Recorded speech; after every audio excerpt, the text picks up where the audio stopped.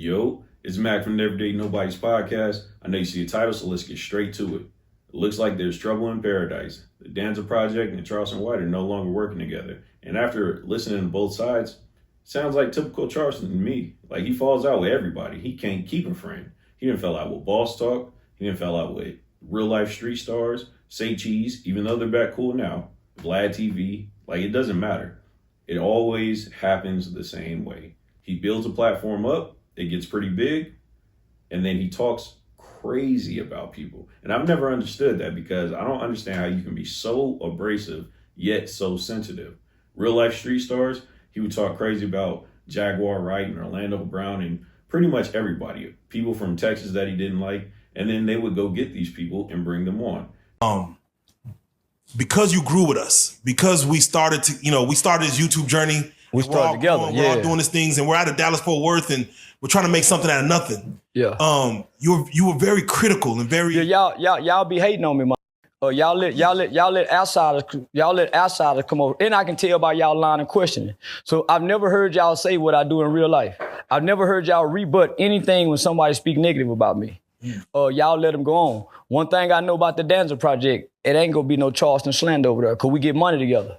So homie, yeah. So I said I wasn't gonna ever do this again. Now, I'm not mad at him having a problem with him getting people, but at the same time, if you just switched up your content, you wouldn't have to worry about this. Same thing happened with Boss Talk. Last week, you had a viral moment. You were doing an interview with Boss Talk 101, and you had an interview going on with, let me get their names right. Them old ass. I didn't have a viral moment. Them old niggas had a viral moment. You see they on every platform now, don't you? Yeah. They ran a flea flick on me. They ran a flea flick on me, young buck. Yeah. Them old niggas run the play on me. So, let me just say this. In my mind, I don't know what kind of play these running, right? So I don't know who's stationary, because they can easily say, hey, man, we got him coming. So they can be running any kind of play. I showed up by myself. So he go on to say, something about my disparaging remarks against Buntry and how Buntry was well loved and this, and I heard a lot. I stepped on a lot, and so, I offended a lot of people and stepped on a lot of people's toes about my remarks about Buntry. Do you know what I'm saying? You understand what I'm saying? So I looked at him right in his eye and said, nah, but we can talk about it on the podcast, and walked off and sat down. So in my mind, I'm saying, okay, what kind of play these niggas trying to run? I still don't know if something outside. Talked about all them gang members in LA, and then he was mad when they kept bringing these people up there. It's like, you want to be able to say everything that you can say about these people, but you don't want anybody to refute anything you say, and that's a problem. You can't be that sensitive. Same thing with Anton Daniels. Anton Daniels and him, they came up together. Like, they was from the mud. But as I began to grow, I started saying, homie, why you keep posting this? And it's pitting me against these celebrities. We done already spoke on this. Why we keep pitting me against this? So when I accepted to do the Live Nation tour, and homie, I ain't shared this with nobody. I've never, because I don't want to, homie, if I call you my brother, my nigga, I bring you to my, like how me and you, I'll never come back and speak against you. No matter what happened. You could hurt me, homie. I'm gonna take the hurt rather than come spew. Homie, so the nigga, as a brother, homie, nigga, I'm finna go to Houston. Live Nation, I already know how Live Nation feel. So he kept bringing the Jay Prince shit up.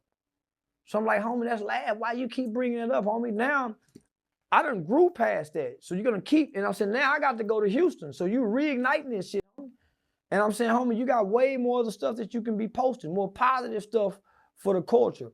So his response was, oh, see, I thought you stand on it. Sure enough, every time Charleston would do something in the news, Anton would bring it up. And then it got to the point where Charleston was like, yo, I'm trying to move in a different direction. Why is it that every time I'm beefing with somebody, you want to talk about it? It's like, bro, this is what you do. This is how you made your career. All you do is talk bad about people. So why are you upset when somebody brings them up? This Danza situation is no different. Long story short, Charleston has a new girlfriend. he feels like Danza has been getting a little too friendly with her. Man, I see every time I walk away, man, my conversation. I don't conversate with my nigga girl, my nigga. No, I agree with that. No, I agree. Hold on, so Okay. not just that. My other partners, you know what I'm saying, goddamn, man, every time Blue leave, my other partners seeing it. And we ain't saying nothing to each other.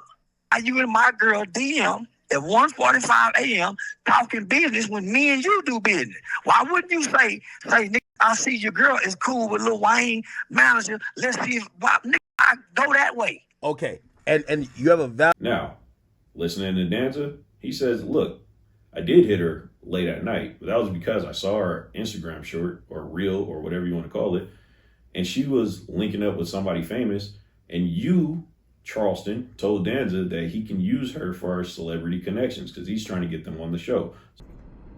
For you to go online and make a claim that I played you, that I backdoored you by having an eye for your girl, I've been nothing but respectful towards that woman. Like, absolutely nothing but respectful towards that woman. And I know for a fact she doesn't feel the same. I know for a fact. And the people around you don't feel the same. In fact, because the truth is I did message your girl. I messaged her immediately after her leaving the show. The first time you brought her over, where you mentioned to me who she was and what she's helped you with, right? You mentioned to me that she helped you get on Jeff Teague's podcast. Shout out to Jeff Teague. And that she has a lot of industry connections she could help. This was post-show that day, where we exchanged Instagram. I talked to her. I saw that she was with Lil Wayne. I said, yo, if you could get us shows, I will pay you. It kind of makes sense.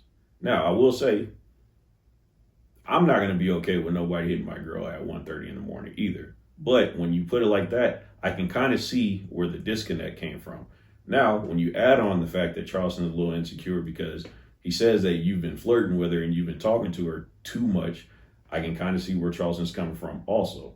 Nonetheless, this was a conversation that could have been had, but Charleston was ready to cut ties. But I don't think that's the real reason.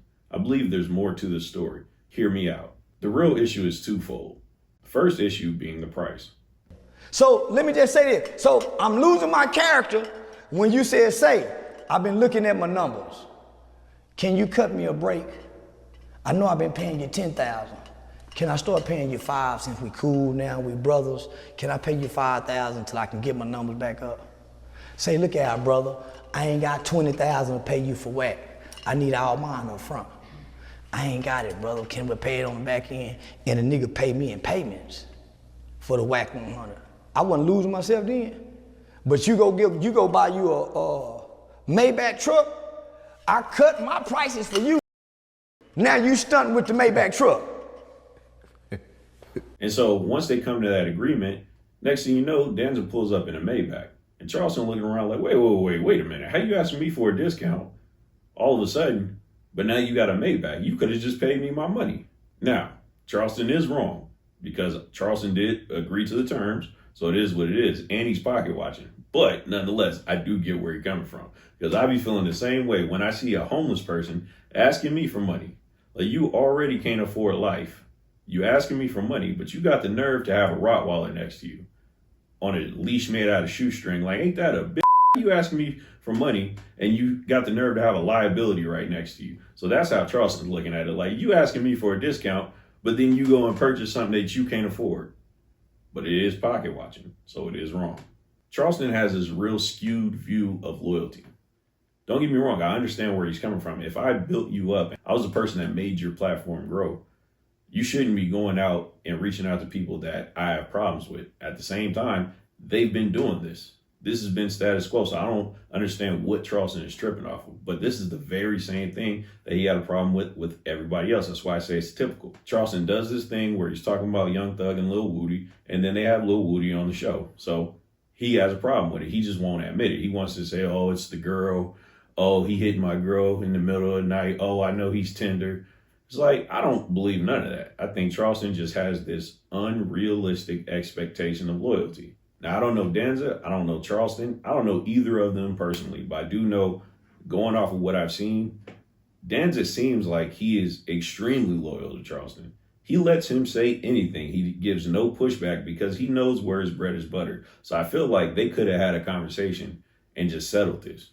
Even if Charleston felt a way about him talking to his girl, they could have had a conversation, because I really don't think Danza had ill intent by that.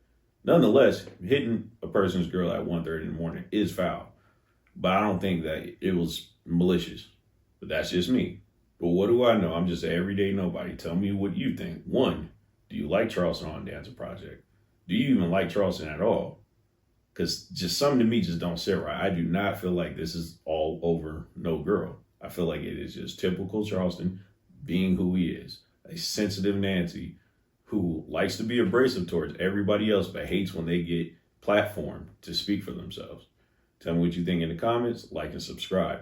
Help me get that 1K subs. I'm out. Peace.